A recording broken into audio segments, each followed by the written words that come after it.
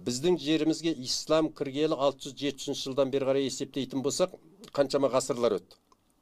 Бірақ ешқандай араб құлдыққа бейімделген жоқ. Себебі араб түбегіндегі арабтар кеп біздің жерді жаулап ала алмайды. Жапон теңізінен асып келіп жапондар кеп жаулап ала алмайды. Америка құрама штаттар мұхитты асып кеп бізді жаулап ала алмайды. А бізге қатер қайдан төнуі мүмкін? Іргедегі жау. Оны қазақ айтып тастаған, ойда орыс аман болсын, қырда Қытай аман болсын, ойда орыстан сақтан, қырда Қытайдан сақтан деп. Ежелден айтып тастады. Ол сығыр көзді көршілерің деп тұрып, жыраулар жырының өзінде айтады. А олардан сақтануды барынша айтты. Оларға барма, келме, үйренбе деген жоқ. Сақтан деді.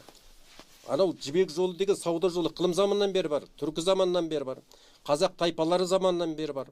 Онан бері қазақ хандықтары заманынан бері бар. Абылай заманының өзінде болды.